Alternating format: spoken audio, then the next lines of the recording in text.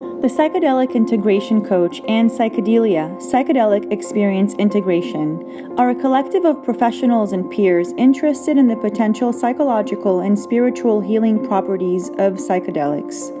Our events are intended for the purpose of educating about mindful and safe integration of entheogenic experiences, offering emotional support, and creating meaningful connections between community members.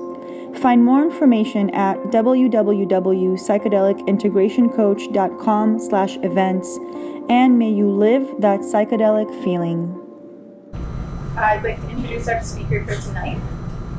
Catherine Auman, a licensed marriage and family therapist, is a spiritual psychotherapist and director of the Transpersonal Counseling Center in Los Angeles, California, where one of the specialties is psychedelic integration.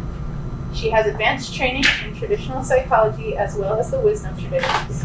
Catherine lived for a year at the Osho ashram in India, a full-time immersion in Tantra meditation, and she studied and practiced Tantra, love, sex, intimacy, and seduction with numerous teachers. You can visit her online at catherineauman.com, and I'm sure she has cards and books and everything over there that has her website on it. And the books are for sale. You can get one of them's 10, one of them's 5? 15. 15, sorry. One of them's 10, one of them's 15, and you can get both of them for 20. And with that, I will turn things over to Catherine. Thank you. Thanks. Thank you, Tara. You're welcome.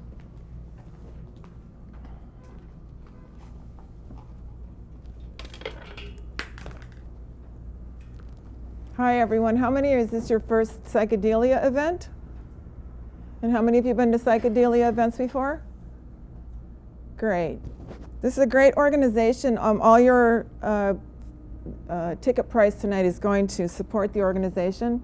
One thing I didn't hear is that they hold psychedelic integration groups all over the LA area, South Bay, Victorville, and you can look online, and those are open to everyone to go and just ask questions about psychedelic integration. Tantra and psychedelics. So as Tara said, I'm a licensed marriage and therapist. I have a private practice. I've been in practice for over 30 years. I've worked in all kinds of mental health, psychiatric hospitals, drug and alcohol treatment programs. My graduate work was done in transpersonal psychology. Who's heard of that? That's about right, about 3 or 4. Transpersonal psychology began in the 60s. Stan Grof was one of the first people who started that, along with Abraham Maslow. And Stan Grof is the one who had been doing LSD research for psychotherapy. He's a psychiatrist. And they were having very promising results. And then, of course, Prohibition started, and that research had to stop until MAPS has been working on legalized research to get psychotherapy and other substances legalized for use in psychotherapy.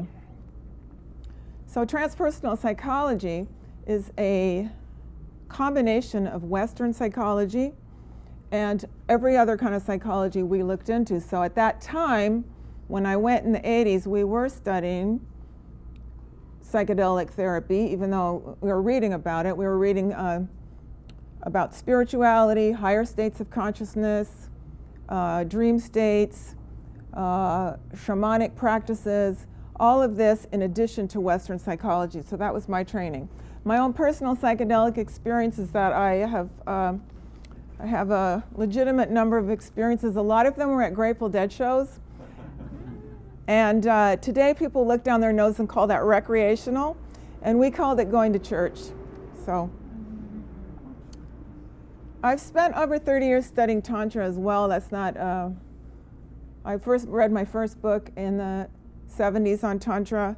When I first heard that sex was spiritual, I went, yeah, something else going on there. That really makes sense to me. And I have been a disciple of a Tantra master, Osho. How many people know Osho? Okay, great. And Osho teaches a tantric worldview. We're going to get into that a little bit.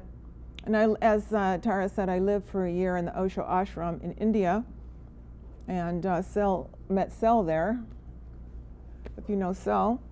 And it was a full-time immersion in Tantra and meditation. I studied with Margot Anand there.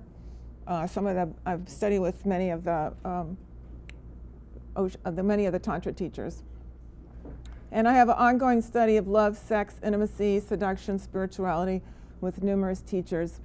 And now I'm doing some Tantra teaching, as I'll talk about in the end. So what does the word psychedelic mean? Mostly now the definition has to do with psychedelic drugs, because especially now with Michael Pollan's book, it's become rampantly in the mainstream interest, and the word has taken on that. But actually, according to the Cambridge Dictionary, it means any unusually strong experience of color, sounds, smell, taste, and touch, and other mental effects such as feelings of deep understanding or hallucination. So this could be, and you'll hear this in popular language. People go, yeah, man, it was psychedelic. How was the show? It was psychedelic. Versus, and that's not always necessarily relating to psychedelic drugs. Then we think about, why are sex and drugs linked? Why do we think sex, drugs, and rock and roll? Or what is this sex and drugs sort of, why do they go together? Well, both are condemned by society, right? Mainstream society looks down on drugs, except legal drugs, very into legal drugs, right? And very into any kind of sex that is not, it looks to me like any kind of sex that's not loving, they're really into. So women on billboards, or being very fascinated with all kinds of sexual abuses. This is all very interesting, but sex per se is condemned by society. Both are capable of inducing ecstasy and changing our reality. Sex and drugs both have this capacity for ecstatic states, and ecstasy can heal, as we know. Both are potentially about the divine, and both are used unconsciously by most people. So this everybody in this room has been attracted to the divine in drugs, in sex, I hope, or I would assume. And in the mainstream, most people are not using these as consciously as they could be used. Both have the capacity to free people. And society doesn't want free people. Free people can't be controlled. So if people are exploring their own minds, if people are staying home, one of my teachers, Peter Rengel, has a great quote in one of my books. He said, society is against love because if people are in love, they don't buy anything. They just like to stay home. And I asked a friend of mine who's been married for 25 years. I've never been married for 25 years. I said, is that true? He said, oh yeah, my wife and I have been married for 25 years. We're very happy. We work, we make food, we make love. We watch a little TV. That's about it. We don't really buy anything. So unhappy people will buy a whole lot more. Anxious people will buy a whole lot more stuff. So society has a vested interest, a consumer society has a vested interest in people not becoming free and not becoming happy. A fully sexual person cannot be controlled. If people are really fully vibrating, fully sexually alive, not frightened, nobody's going to tell them what to do. You can throw them in jail, they'll still be free. So you can see that these substances are linked as being dangerous to a society that wants to control people.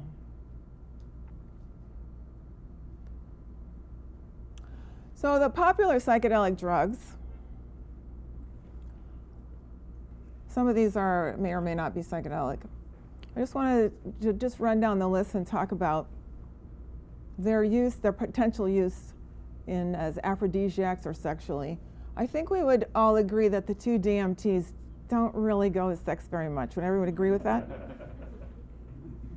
Anybody had any great sexual experience on DMT? You have? Wow, I didn't expect that. I had sex with God once. Sex with God.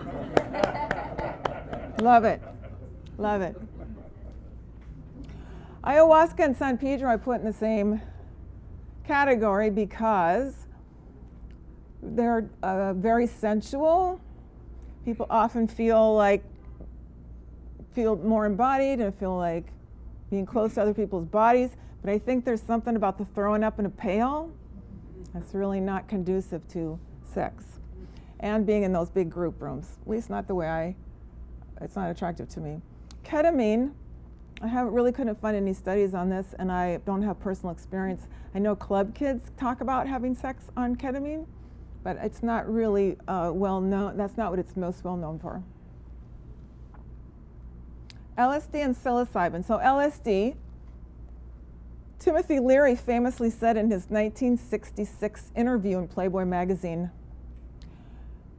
LSD is the greatest aphrodisiac ever invented by man. Well, Dr. Leary is one of my personal heroes in life. I really love how Dr. Leary was a champion and really suffered for championing the rights of the individual to explore our own minds. But he also was not shy about hyperbole and promoting LSD and himself. So I think that LSD and psilocybin are, I think everyone knows, they're pretty much a crapshoot. You may have great sex on them, but you may also, in the middle of having the greatest sex of your life, become utterly fascinated by that spot on the wall. And that's great. That's just as interesting. So I think that people are lots of reports of people having great experiences on LSD and psilocybin. But again, they're not really predictable. MDMA is not technically a psychedelic, although it's an empathogen, although a lot of people put it in that category. We're going to talk more about MDMA later. And cannabis is not really a psychedelic, although some people experience psychedelic qualities on cannabis. Cannabis is well known as an aphrodisiac. People feel more sensual in their bodies. Again, you could be making love, or you could decide you'd rather just go for the Cheetos. So, again, it's all kind of a crapshoot. So, what I'd like you to do now is get in little groups of 3 or 4, and and when I ding this bell, we're ready to come back. I want you to get in little groups of 3 or 4. Make sure at least one person in your group. Thank you. Make sure at least one person in your group is somebody you haven't met yet, and discuss if you have ever experienced sex on psychedelics. Okay? If you could meet your neighbors and turn the chairs around. Okay, I want to hear everybody's story. No. Okay, so what is Tantra? This is a beautiful quote from Osho.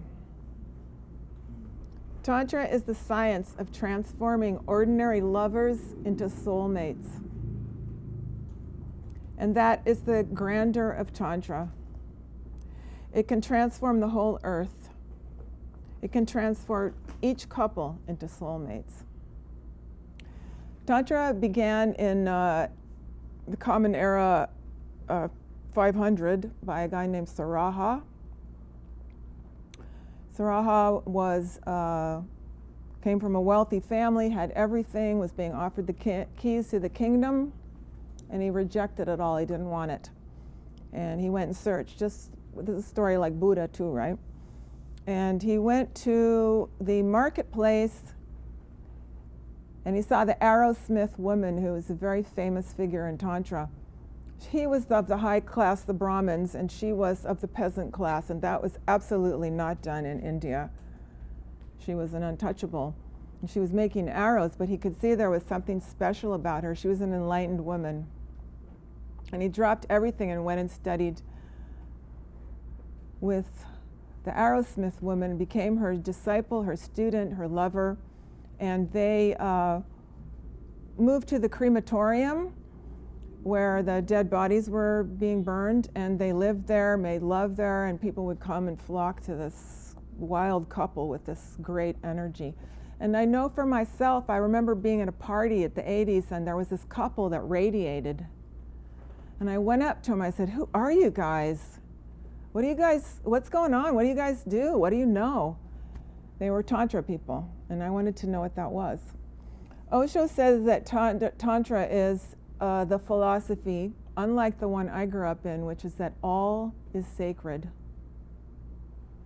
I grew up in a religion where this is sacred and this isn't. Anybody else grow up in that kind? And especially sex was not sacred.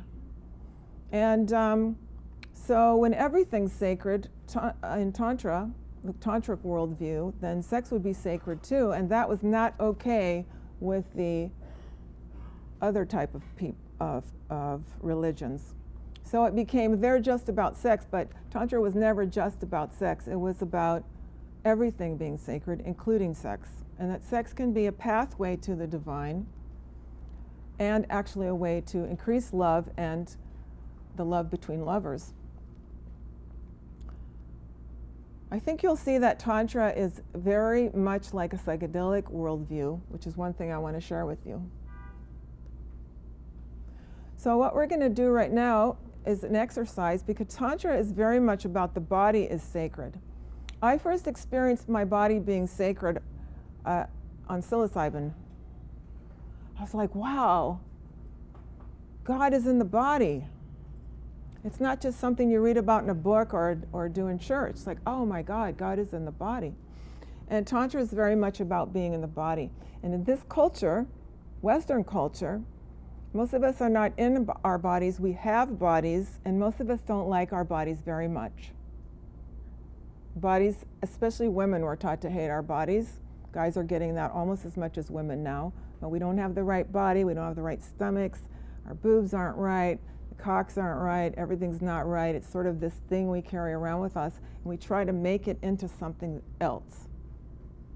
We try to make our bodies into something else. I had been a dancer, I'd studied ballet, I did yoga, and it was only when I was at the ashram I realized I've been doing all this stuff to my body, I've never actually been in it. Tantra is about being in the body. So we're going to do an exercise now about coming into our bodies. So please put your things down, get into a comfortable position, a little meditation. If you're willing, if you want to just sit, that's fine too. And for those of you that do yoga, if you want to just settle into a yoga posture, nobody gets extra points for sitting very stiffly and holding their breath. You get extra points for being really relaxed.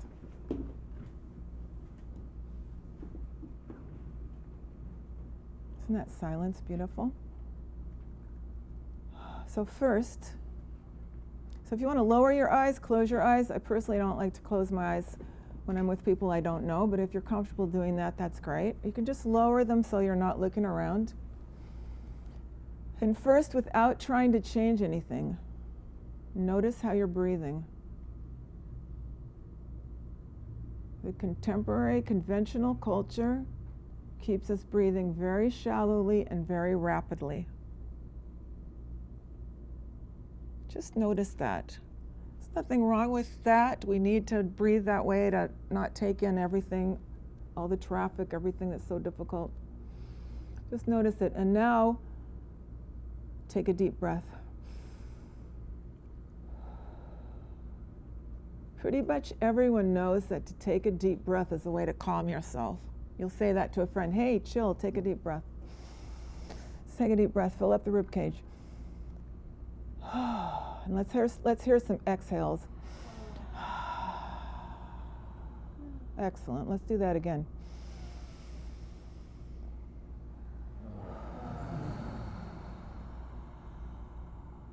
Now I want you to really scan for how that feels differently, taking a deep breath than it did when you had your day breath on. Just scan. If you feel different in your shoulders, your chest, just notice if you notice any difference. All right, so let's put our hands on our rib cage and let's notice that deep breath fills up the ribs, and let it go again. And let's move our hands down to our bellies. And what we're going to do now is fill our bellies up with air. Does that actually literally happen? Not really, because obviously it only goes into our rib cage. But in yoga, we do belly breathing. What I envision to help me with this is I envision the air going down my spine, which of course it doesn't really do, but I think of it going down my spine to my tailbone, puffing out my belly when it's there, and then my belly collapses as the breath goes back up the spine and out the nose, out the mouth. So let's practice bringing the air all the way down into the belly, puff the belly out, and exhale, and let me hear you. Great. All right. Let's do that again. Into the belly. Just feel your belly. Most of us are not too fond of our bellies. We think our bellies are too flabby, or we don't have abs, or we just really try to hold it in. See somebody cute, you try to hold in your belly. But actually a really relaxed person has a relaxed belly. Just breathing. And notice that belly is sitting on a seat. Feel there where you're touching the seat. Feel your legs coming down to the ground. Notice that you're rooted here safely. In this moment, you may open your eyes and somebody may not feel safe, may or may not, but in this private space, with you against the ground, there's safety in it. Let's bring that breath all the way down again.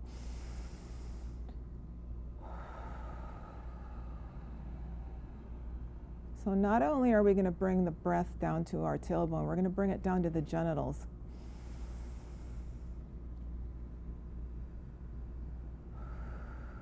Some people in this room have never breathed into their genitals before.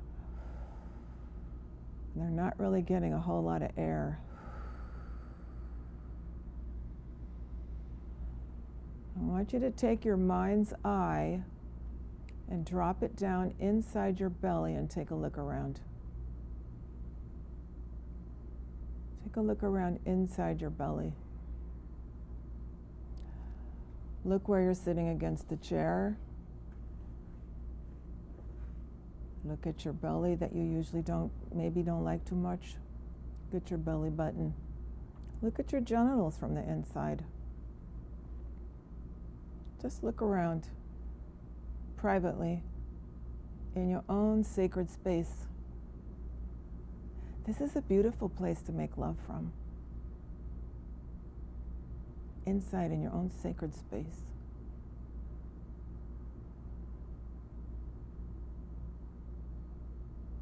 Let's bring the awareness up just a little bit to the navel on the inside. Let's bring it up to the solar plexus, which I didn't know what that was. It's right a little bit below where the ribs come together in the middle. It's our power center. Breathe in there.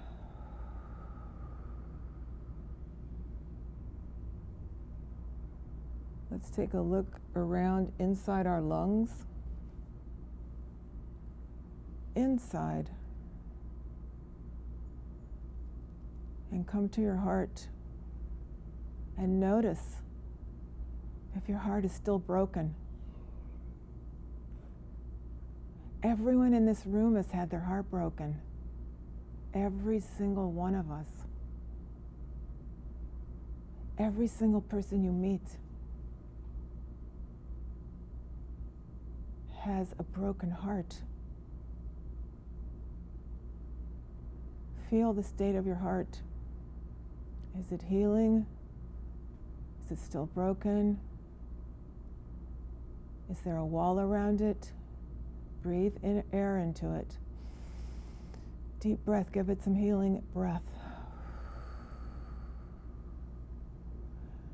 Feel the vulnerability in the heart. A lot of people are afraid to love again.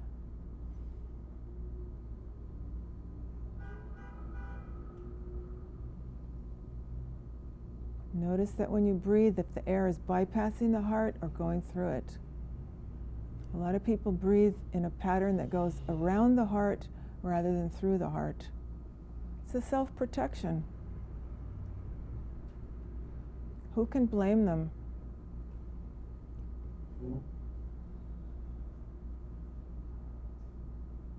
Bring your mind's eye up to your throat, inside your throat, and look at all the things you've been afraid to say in your life that have not passed through this barrier. All the times you wanted to tell someone you loved them, all the times you wanted to say something and just be heard, all the times you wanted to stand up and be strong and you just weren't able to yet. Notice if there's a barrier. For most people, probably for everyone, there's a strong barrier there at the throat of all the things that have not been said, all the things that weren't welcome. In the family we grew up in school, at our job, with our lovers. All those words, thoughts, feelings, vulnerabilities were not welcome, so they stuck here in the throat.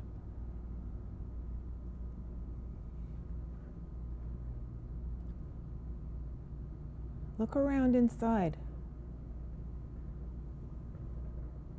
Look at where, when you're inside, look at the layer of skin that surrounds your insides. And feel where that layer of skin touches the outside air. That's all that separates you from everything outside. Feel that skin. It's such a thin membrane. And notice that if you've been able to breathe and be in the body, the mind is blessedly silent. Osho used to talk about walking around as though we had our heads cut off, headless people. It's a beautiful thing to be in silence inside our bodies and not have to think. Some people would call this meditation. We can live embodied like this. It can be our own secret. You could be sitting in a board meeting and nobody has to know that you're just enjoying being inside your own self, breathing, feeling what it's like to feel the chair, feel the air, the exquisite pleasure of the air going in and out of your nostrils. Oh, you can just get high just from that, if you really notice. You can just get high. It could be orgasmic just to sit and breathe.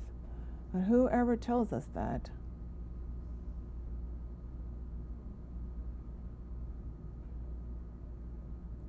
This beautiful state can be practiced, can be cultivated. In Tantra, we try to become more, to remember this more. We try more and more to remember, I am also my body. I'm not just a head, because the mind is thinking. And the body is like a little dog that's so happy to be alive. There was a great meme on Facebook, I don't know if you saw it. It had a guy and his dog, and the guy had his calendar, and he had all the things he had to do, and the dog had a calendar, and it said July 11th, the dog was like, this is the best day of my life. July 12th, this is the best day of my life. July 13th. This is the best day of my life. When we center in without thinking, this is the best day of my life. But the mind will tell us it's not. So when you're ready, knowing that you can come back here at any time, and that if you choose to take this on as a practice, it will enrich and deepen. This is being holistic. This is being body and mind. So when you're ready, please come back to the room. Bring in your body with you.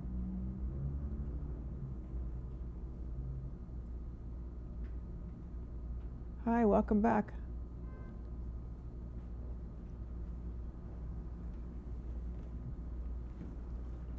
So we're going to shift here back to the mind, but I'm going to remind you, are you in your bodies, okay? So let's take a look at conventional sex versus tantric sex. Conventional sex is goal-oriented. The goal is the orgasm. And everything is supposed to be moving in that direction. So you get these little formulas like foreplay, she comes, he comes, it's over. Maybe you get a little hug afterwards. That's the formula for conventional sex. And that's better than when the formula was no foreplay, he comes, it's over. But it's still goal-oriented and formulaic. Tantric sex has no goal. There is no goal. That formula is not interesting or the point at all. Conventional sex is orgasm focused. It's over when the man comes, and women are now under pressure. Now women have terrific performance pressure that they must come many times. I asked a young man, a pickup artist friend of mine, what made a woman good in bed? He says the number of times she can come. That's how he was measuring how good a woman is in bed.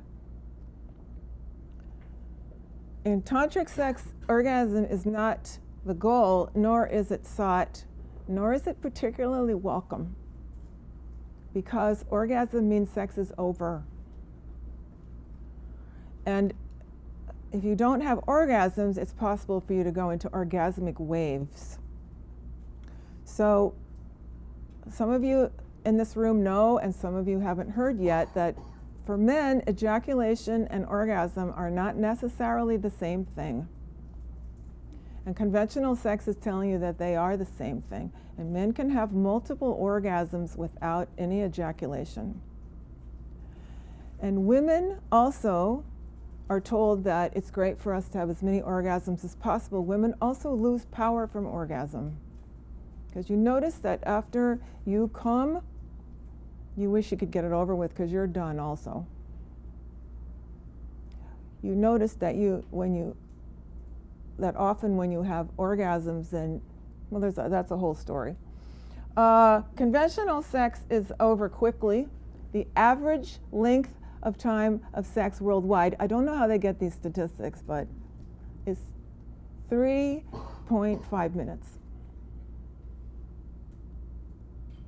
And tantric sex often lasts for hours and hours and hours because it doesn't finish.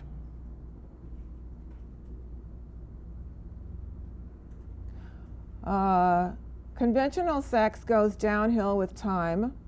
So everybody's pretty clear in the conventional world that couples have great sex at the beginning and then they don't. They get bored. That's pretty much everyone agrees with that, believes that that's inevitable, and that you're going to have to start getting into role play and S&M and stuff to spice things up. If you want to do that, that's fine, but I'm just saying that's the idea, is that you're going to have to add a lot of other things to keep spice it up, because it's not in and of itself going to stay interesting with one person. Or you need to open up your relationship, or all kinds of prescriptions. But in tantric sex, it's always new. It's always new. It's always in this moment. It's going to become clearer as we go along in this talk what that actually means. Conventional sex is always kind of naughty. There's always kind of this thing from our upbringing that there's something kind of wrong with it, or it's kind of not really right, or whatever. And it's sacred in tantric sex. Sex is sacred. It's a sacred sharing between people. It's about coming. Conventional sex and tantric sex is about the present moment. So as we were in our bodies in this moment, being present, not thinking about getting anywhere, not trying to become a great person sitting here in my body, not trying to have great skills, just being and breathing. This is how we approach lovemaking. Being in a body, breathing in this moment, rather than the formula of trying to do these skills so we can get somewhere. In conventional sex, there are right ways to do it and wrong ways to do it, and you're supposed to teach your partner the right way to do it.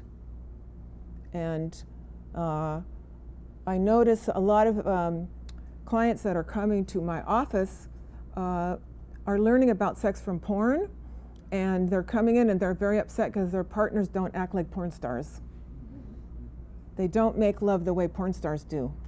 The women don't come immediately. The women aren't shaped like porn stars. The men are being taught to be very mechanical. So there's right ways in the conventional world, and then there's ways that aren't right. And I was just reading ESO, which is a book written in the 80s. Does anybody remember that book, Extended Sexual Orgasm? It's a very conventional sex book about the whole purpose of sex there is to train your partner to mechanically make you come exactly how you like to come. It's like, wow. Another thing about conventional sex is it declines with age. Guys, you're supposed to be in your sexual prime at what, 15? Isn't that right? Isn't that what they teach us? Women are supposed to be in our sexual prime at 30. What happens with the rest of our lives? Were your parents actually doing it? Oh no, probably not. Old people don't do it.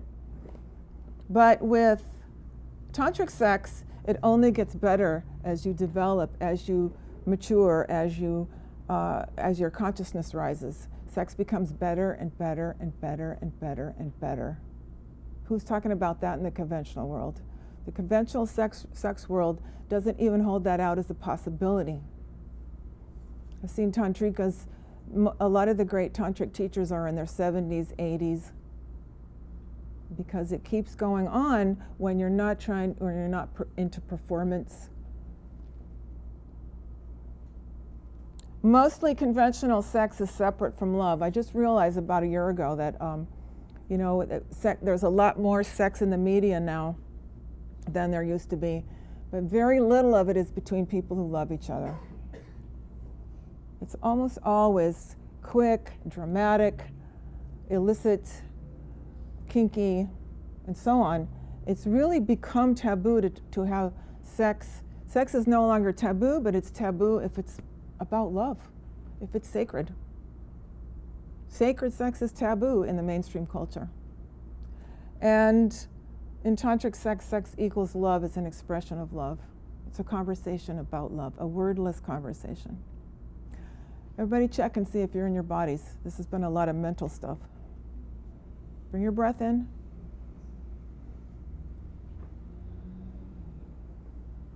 All the way down. Let's have awareness of our skin, our feet, our genitals, our breath, all at the same time. It's beautiful, huh? It's great. So there's a book called Transcendent Sex by Jenny Wade. And Jenny Wade is a transpersonal researcher, PhD, teaches at some prestigious university. And she did actual research on people who were reporting, ordinary people, not necessarily Tantra people, who were reporting what we would call psychedelic experiences with that definition that we used earlier. And so she started collecting data, doing interviews on the types of experiences people were having through sex that people aren't really, in the mainstream, are not talking about. And here's her findings. What she would call transcendent sex is when an altered state overtakes one or both persons. Some sort of altered state. Mind-shattering, life-changing, reality-altering. This is through sex. A pervasive sense that this comes from a divine source, this transcendent experience. These experiences in her research seem to involve relationship. It seemed to come when there's a relationship between the partners. It's less likely, people have great sex on one-night stands, but these transcendent experiences seem to come from something about the quality of the relationship. And the ecstasies people reported were more powerful than orgasm.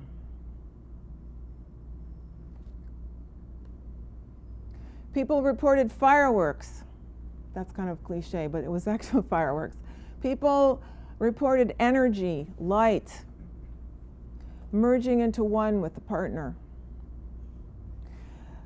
Some people reported the appearance of gods and goddesses.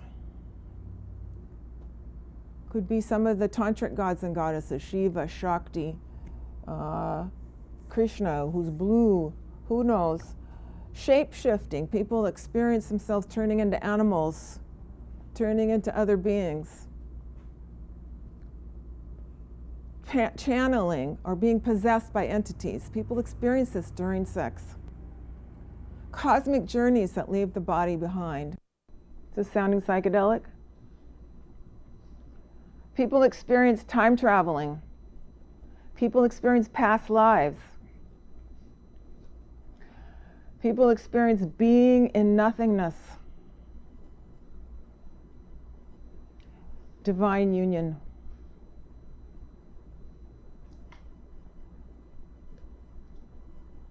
I want to share a couple experiences that Greg and I had. Greg's my partner, Greg Lawrence,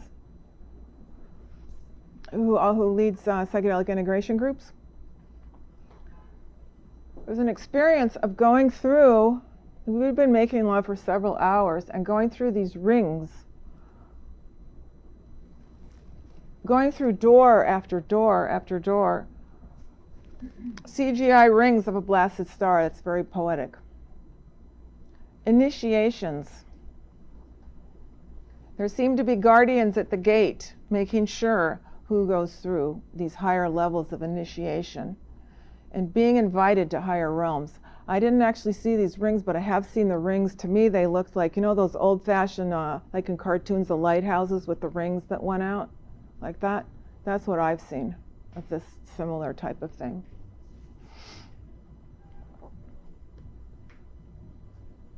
I couldn't figure out how to squash down this slide, so I just wrote everything.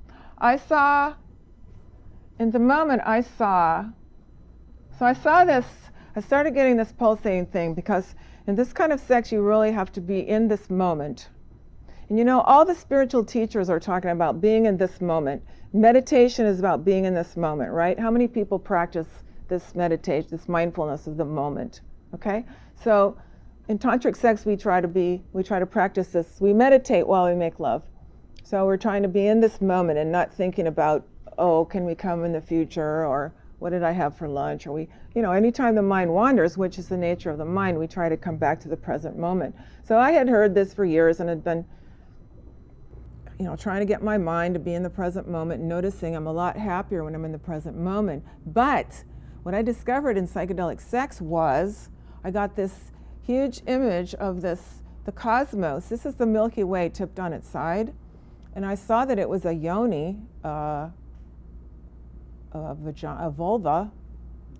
And in that moment, I saw that if we're totally in the present moment, what all the spiritual teachers are teaching us is that it's not just the present moment is not just a great place to hang out. It's actually, if you can actually be in it, it's a psychedelic, it's another realm. That's what they're pointing to. And you walk, actually, if you're present moment, if you can totally be in it and your mind isn't in the future or the past, it's actually a higher state of consciousness. It's not just better, it's another realm. I'm still as blown away as I was then. So in that heightened sense, I could see that the present moment is psychedelic. It is another consciousness. It's just that we're never in it, because our minds are always thinking. So we're never actually in what actually is a higher consciousness. We can't, it's like that thing about the fish can't see the water. If I'm in the exact present moment while we're pleasuring each other, it goes to another dimension. But only if you're in the gap where it is exactly present. If you start thinking about anything, e.g. I might have a thought, oh, this is how I used to feel in India, then it's over. The mind starts doing its thing again. So these are just some personal psychedelic experiences that we had. So what I'd like you to do is get in another group of 3 or 4, different group this time. You can have some people the same, but some people who are people you haven't met yet, and talk about, have you ever had a psychedelic experience while making love? Please meet your new friends. And when I ding the bell, come back.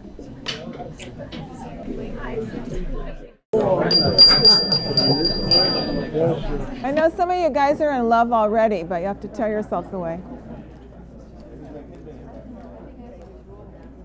Let's check and see if we're in our bodies. Check and see if we're bringing our bodies with us. So easy not to. We've been programmed for 20, 30, 40, 50, 60 years not to live in our bodies. Let's just be in our bodies for this moment, in this safe place. Bringing our bodies with us. Okay, so we're going to talk about MDMA. In a class of its own. MDMA is famous for empathogen, opening people's hearts. It potentially opens the heart the way other drugs open the mind and spirit. Potentially can increase empathy. Empathogen.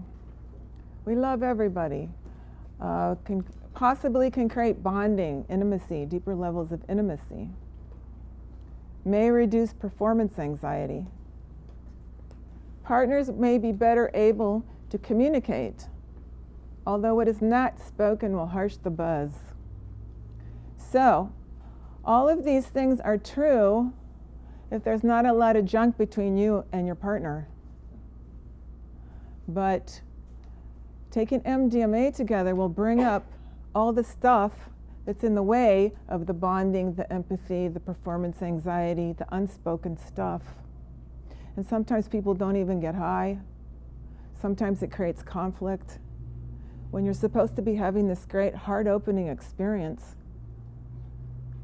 and how come that's not happening? So maybe it's happening. Maybe it's easier to love strangers at a rave or a festival on MDMA. It's fun. Kissing strangers, the whole lip thing becomes more sensitive, feel this humanitarian love. For couples, it's, so because of that quality, that it's potentially a heart opener and it's, this unfinished business will come up, it's been used in couples therapy. Because of this ability to, the people want to connect, but there's what's keeping us from connecting. So let me give you an example of a couple I worked with. You come in, you do a full assessment like you would do with any other couple. What are the issues? What are the communication issues? What's the unfinished business? What are we fighting about, not fighting about? What's happening sexually, and so on. And then during the session itself, the therapist can figure out how to facilitate with what's going on. Some of that may be, who knows what that couple needs. It could be speaking about some unspoken stuff, speaking about the performance anxiety, speaking about, I'm still mad about that time with your mother, speaking about, I'm afraid to be close. One couple she was freezing cold the whole time, and he was saying, I'm just sick of listening to her babbling all the time, which I think was pretty horrible for her to hear. And when they were on the MDMA and there was that softness happening, he was able to see that that babbling was just her attempt to share her life with him. And he was able to open up to that in a way he'd never been able to do just on a rational trying to talk about that. Just trying to say, hey, she's just trying to communicate. But when his heart was open in that expanded place, he could feel the love that was coming from her babbling. Then on a MDMA couples therapy would follow up on the other end with, here's some what came out of that session, here's what you can actually take with you, perhaps do another session down the road, but able to then work more from what was learned during that expanded place and to actually taking it into it. This particular couple that I'm reporting on months later was saying that the benefits were still there from that one session. So this kind of therapy can be really powerful for couples therapy because of what it's not supposed to do. Because it's not doing what it's supposed to do. That's what I want to say. It's supposed to be making everybody just love and joy and freedom, but it's actually bringing up what's in the place of that love, joy, and freedom. And that, for all of us on a spiritual path, is where the work is, right? What's in the way of love, joy, and freedom, that's what I have to get to work on. And that is part of psychedelic integration as well, right? It's like whatever came up during that experience, I have to get to work on the stuff that's in the way of love, joy, and freedom. MDMA can be a teacher for psychedelic sex. Again, because of what you can't do. So you look on the forums and you'll hear guys complaining that they can't orgasm. Well, that's the point. That's a good teacher.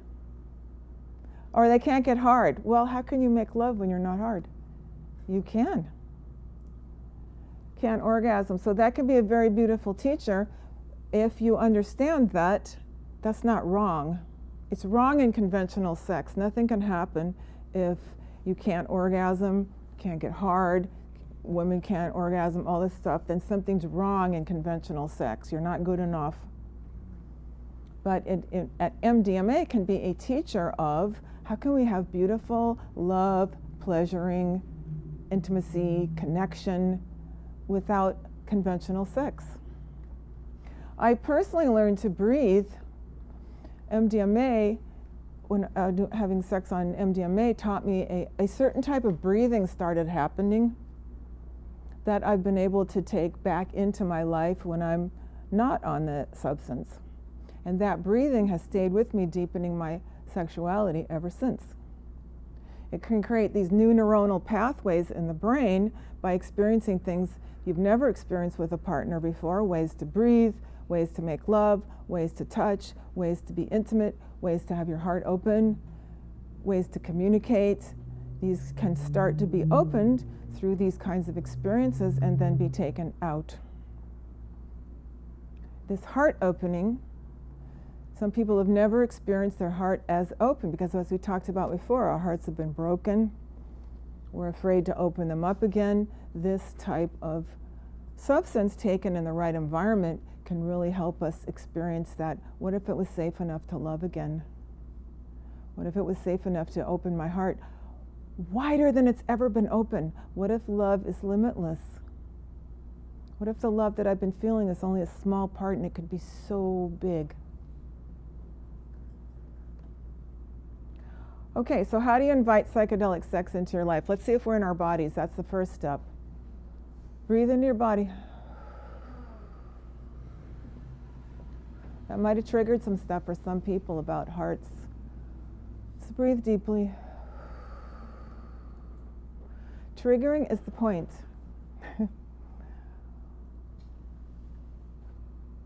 So if we want to start a practice of inviting psychedelic sex into our life, we first would want to choose a partner we can trust.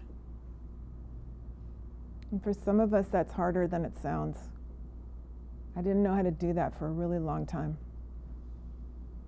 And clear your relationship. Anything that is not talked about is going to come up in the way of making love, either conventional sex or psychedelic sex or tantric sex. Everything unspoken is still hanging there in the energy field. Every past resentment. You know, when I was in graduate school to become a marriage and family therapist, they gave us this analogy, you may have heard it, where every time you don't finish an argument, it gets stuck in the backpack. You start carrying it, and another one, you get it in the backpack, and another one, until finally this backpack is so heavy, you're just weighted down with all this unspoken stuff. And then when you have a fight, you take the backpack, you throw all that stuff on the table. Right? Anybody relate to that? So all of that stuff can be cleared. It's a beautiful process to be with someone where you have an agreement to clear all this stuff until it's finished, so that it's not in the way of making love, it's not in the way of intimacy, because it's actual. I'm sure it's not actually physical, but it is physical. It actually has weight to it. All this unfinished stuff, unfinished cycles, unfinished business carries weight and gets in the way of intimacy, freedom, etc.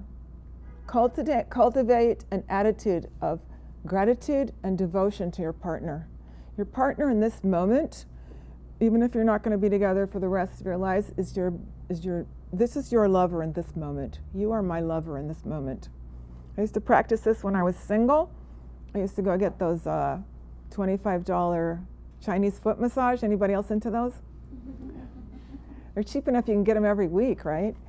And I used to go, and I was really touch-starved because I had been single for a while. And I would practice as the guy's touching me in the group. You know, there's nothing weird going on. I would just practice. This is my lover in this moment. This is my lover in this moment. I used to practice that on dates.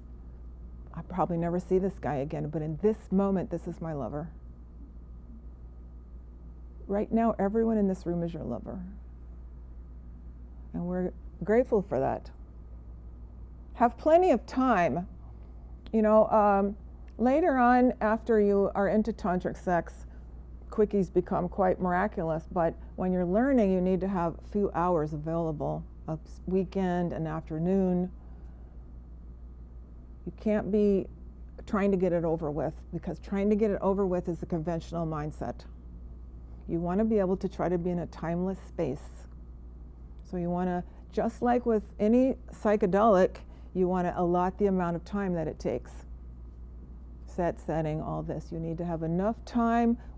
Most of us know if you're going to do LSD, you need a certain amount of time. If you're going to do MDMA, you need a certain amount of time. If you're going to do ayahuasca, you need the weekend, etc. You need a certain amount of time. Same thing if you're going to invite psychedelic sex into your life. You need to make, you want to be in a sacred space. Same thing with psychedelics, right? You want to make your bedroom a sacred place. I was on a podcast, and this lovely couple were interviewing me, and the guy goes, I should probably take that stack of papers out of the bedroom. Like, yeah, probably a good idea. So whatever that means to you, having some beautiful art, some of us need to buy some new sheets, get some candles, whatever that means to us. This is our sacred space where we connect. Give up goals. We're going to not even have goals to have psychedelic experience. We're just going to be. We're going to be together. That's what we're going to do. We're not going to try to do anything or make anything happen. We're going to invite. We're going to meditate and be in the present moment together in our bodies. Focus awareness inside your own body or where your partner is touching you. Usually in conventional sex, we're so busy hoping our touch is stimulating the other person. I remember in the ashram, we did this experience. We were all blindfolded, and we were just wandering around, and I accidentally touched this guy's penis, and I thought, I have never touched a penis without trying to make something happen before. It's amazing. To just touch a body. I actually touched someone's penis. I'm sorry, Greg. Anyway, it was beautiful to just not be trying to make, I realized that I'd always been trying to make something happen. And in tantric sex, we're not trying to make anything happen. Focus, aware, oh yeah.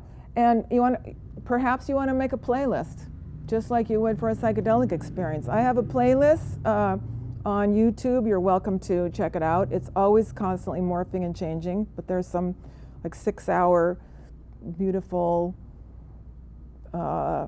music on there that invokes a sacred space and doesn't draw too much attention to itself. Most music that I find on YouTube that is supposedly for sex and is erotic is drawing your attention to it. And I think what invokes tantric, the sacred, is more devotional music, not drawing your attention towards it. Be in your body, not your head. Give up the idea of foreplay. You see, this whole idea of foreplay means that it's before something else. In tantric sex, there isn't anything before the big event. It's all the big event. You might do that little formula in the opposite direction. That little formula of foreplay, she comes, he comes, it's over. You might do that whole thing in the opposite direction, or mix it up, or not even do it. Who knows? Enjoy protracted pleasuring. Go with whatever arises. Now this, for me, is a constant meditation. And again, I practice this when I go for my Chinese foot massage. I used to be very sensitive about, because I'm thin, I used to be very sensitive. It felt like they were always touching me too hard.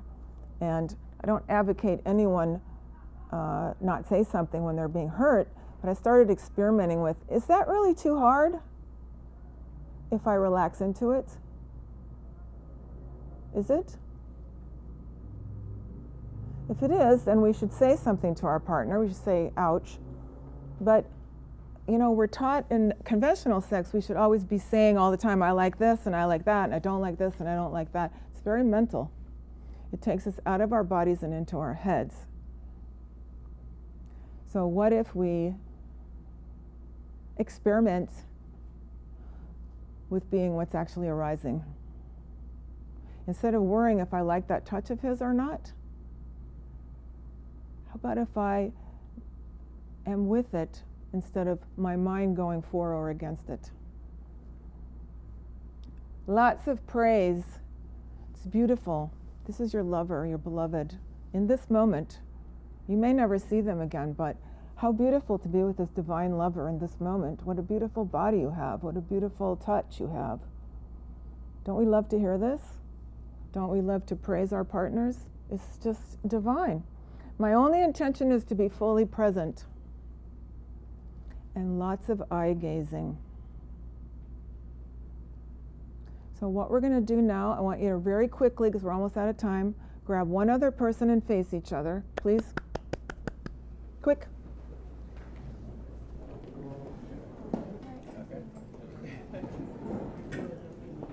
Please turn your chairs to face each other.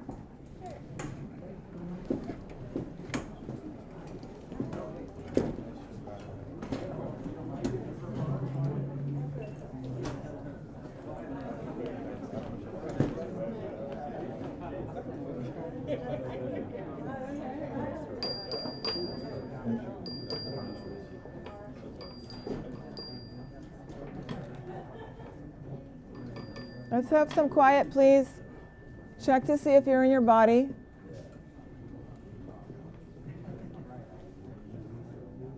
Check with your partner if it's okay to share an eye gaze with each other. If it's okay with you, give a nod. We're going to silently look into this other person's soul and share our soul for 1 minute. We used to do this in India for 20 minutes. We'd all be crying like babies. Okay, 1 minute.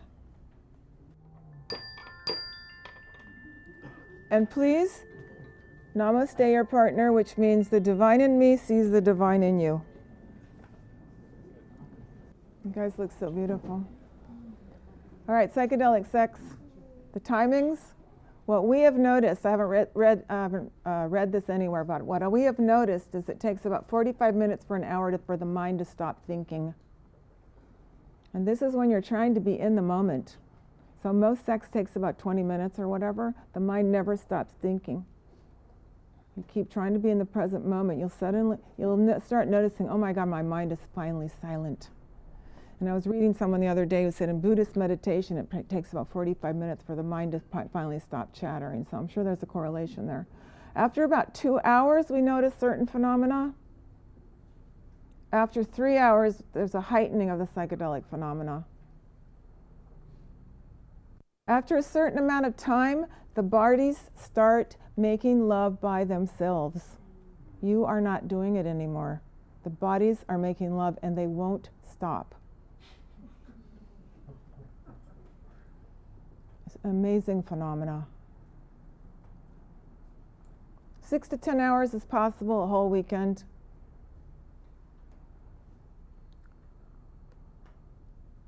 Stan Grof, I mentioned him early at the beginning. He was one of the founders of transpersonal psychology. He was the guy doing the psychedelic research. He was in a tantric partnership with his wife Christina for many, many years as they did research. He also invented holotropic breath work. He says in oceanic sex, which is his word for this, the base model for sexual interaction with another organism is not that of a liberating discharge and release after a period of strenuous effort and struggle, conventional sex, right? But that of a playful and mutually nourishing flow and exchange of energies resembling a dance. The aim is to experience the loss of one's own boundaries, a sense of fusion and melting with a partner into a state of blissful unity. And to prove the point that sex goes on and gets better and better, Christina died and Stan Grof was in his 80s and he remarried another woman. Okay, what are you guys going to do with this information? Is this going to be interesting intellectual stuff? Put it in your file cabinet, or are you going to go where you've not gone before? Get some guidance and training. There's lots of people out there teaching stuff. Oops, it's going backwards. I do some stuff. I have a monthly workshop for singles that I teach at Liberate Hollywood. It's a 2-hour workshop, first Saturdays of the month. I have an upcoming full-day Tantra workshop September 29th. I do couples therapy, including the type mentioned earlier, individual and couples counseling, tantric coaching, and so forth. I'm repeating this talk if you know someone who wants to come, or if you want to come again, Friday, August 11th at Liberate Hollywood. And here's how you can stay in touch, and I hope you will. Namaste.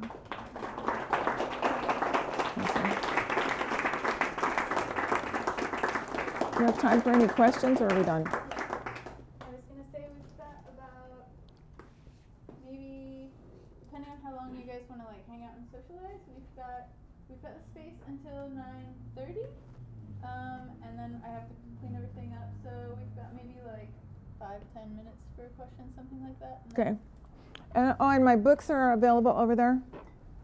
This one is the Tantric Dating about the workshop for singles, and it's getting some rave reviews, if I do say so myself. This book is has some articles on Tantra in it and sexuality, but it's a little bit of everything. You don't have to commit to reading a book. It's a little short awakenings. So this is usually 10, this is usually 15. You can have both for 20 tonight. So, questions? For the Tantra workshop, requirement to have a partner, or? No, no. It's for couples and singles. That's in September? Yes, end of September. So all this is on my website. It'll also be on Meetup and on Eventbrite. Okay. Can you speak a little about practicing Tantra by yourself? Practicing Tantra by yourself is really a matter of continuing this process of, am I embodied? Am I at war with my body? Am I breathing? Am I able to be sensually present? And like I said, I did a lot of exercises on my own, like going and getting massage and noticing, if I were with a lover right now, would I be arguing with this touch? You know, would I be able to receive it? What's going on with me and my sensuality? I would practice Tantra by, this is what my book for singles is about, is I practice Tantra by sitting with potential dates and going, what's in my way of being able to love this person in this moment? Because right now the divine has brought me this person to be my perfect love in this moment, whether I ever see him again or not. And I went on 150 first dates, so most of them the answer was no, but can I in this moment be present and loving towards this person? What is in my way of being in this present moment? What is my mind throwing up as the reasons I can't love this person? That's going to come up in my future relationships. So I was preparing for the lover in these ways, these tantric ways. You can read all kinds of books about doing all these kind of sexual exercises with yourself, and maybe that's a good idea, but I think taking the focus into, am I embodied? When I'm making love, am I going to be just going for technique, or am I going to be able to actually be present with this other person and receive their touch, receive the love that comes through their hands, their skin? Yeah. What's your experience? How many times have you used MDMA, and would you say there's a limitation on how often, so it doesn't become dependent? What's your experience? Turn it around. Well, I discovered it last year, and it was an incredible heart-opening experience. Had a breakup, which was pretty rough, and then actually that helped me to kind of reopen again. I find if I keep it to about once a month, it's not too often. It seems like it could happen. Yeah, I think it depends on the person. My brain chemistry is quite sensitive, and I probably couldn't recover enough to do it every month, because the whole serotonin imbalance and stuff takes me a while to get over it. So I don't know if you're using it in a sacramental way, if abuse would even be possible. I don't know. I think it would depend on what one is using it for, and is it in the way of really relating. For me, it was more like, let's learn these things, and then let's put them into our love life. Let's see what the teaching element of MDMA is, and then let's, just like with psychedelics, like we don't want to do them all the time. We want to, some of us do, but I think the point is to learn from them and then incorporate that into our life. I would say the same thing about MDMA. It's like, how can I learn to be approach the world in a more expanded state, a more loving state, a more empathic state. I don't know about you, but my goal in life is to have my heart wide open for everyone. I've got a ways to go, but I'm working on it. So I think that those states can help us, show us, just like any kind of psychedelic shows us where it's possible to evolve to. Yeah, exactly. And what's in my way of that? Okay, so you might have this heart-opening experience on MDMA, and the next day you're like pissed off at these stupid drivers in traffic, and you're like, that's what's in my way. Right? It's like, there I am again, myself. I aspire to be compassionate to all, and here's my stuff. And then work with that. Work with that. That's a spiritual path, right? It's like, there's the taste. Here I am, human being. Here I am with my partner. We have this beautiful expanded state on the MDMA, and then the next day we have the stuff to talk about that we're not talking about, that came up maybe during that journey. The work goes on, just like all kinds of integration from all kinds of drugs. It's the same, that the integration process is what's important afterwards. How do I bring these gifts of this drug into my into being me, into living my life, into interacting with everyone else on this planet. Mm-hmm. The same question I have, that I realize it while I'm on something, and I analyze a lot. And I see, oh, this is what's on my way. This is what's really stopping me from what I want to get or how I want to be. But then once I'm off, it's like it's not applying to my life. It's like I don't remember. It's not that I don't remember, but I'm talking about weed right now because it really helps me. I'm very reactive. Weed gets me balanced, and I don't get upset as much. I'm easy to talk to, and I understand it. It's not like I'm delusional. But once I'm sober, I'm back to the way I am. And even though I remember that, hey, when I'm on weed, I'm calmer. I'm more sensitive towards other people. I'm relaxed and not aggressive. Why don't I do it when I'm not high? Exactly. So this is the integration process, which gets left out a lot, right? It's like, what do I do with these awarenesses? Sometimes we go to therapy. Sometimes we get coaching. Sometimes we find some kind of teacher that can teach us about exactly how to do that. Integration specialists, or some kind of, there's a lot of techniques now or apps that you can get. How do I get more chill? How do I take that with me? So the high from the drug is only the beginning. It's then exactly what you're talking about, that constant struggle to how do I become this person I want to be. I tell my patients it's the pressure of a coal becoming a diamond. It sounds frustrating. Is it frustrating? It's frustrating for everyone. But you can be that when you're high, and you cannot be. You can, though.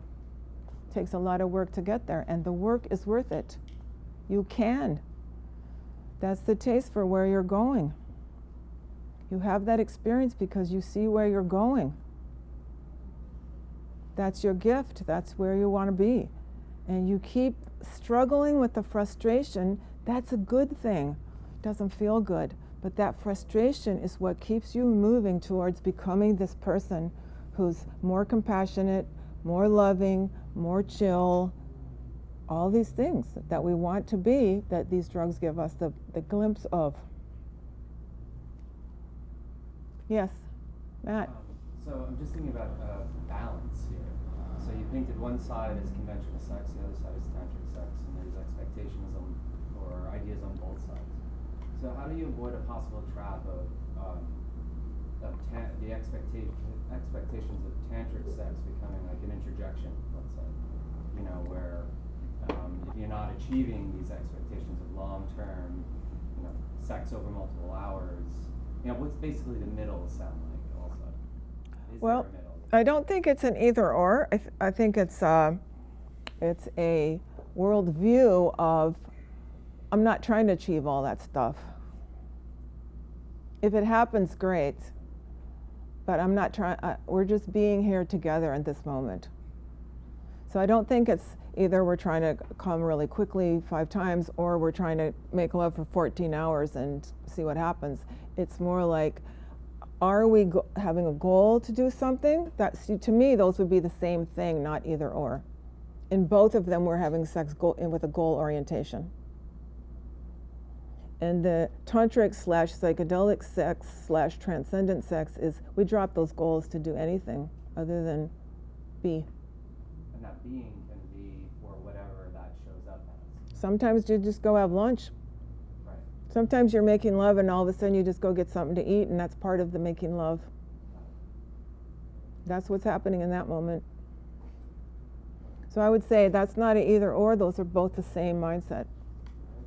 And it's possible that, yes, it's very possible that at certain points in your journey, you would become goal-oriented about tantric sex. There's a lot of people who teach goal-oriented tantric sex. They're trying to have orgasms that last a lot longer and so on. So there is that mindset out there. But what Osho taught, what I teach, is we just drop all that. It's sex as a meditation. Being in the moment, not trying to get anywhere. Yes?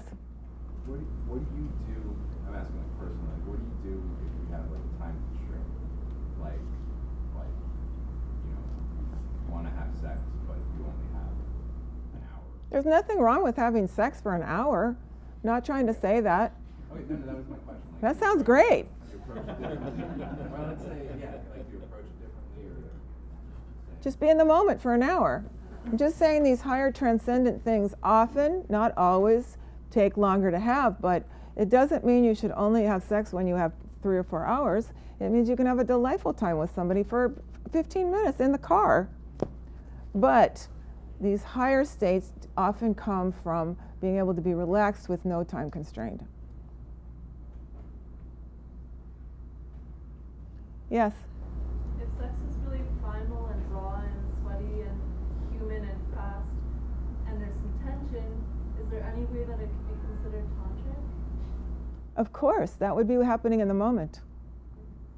That would be what is happening in the moment. That would be great.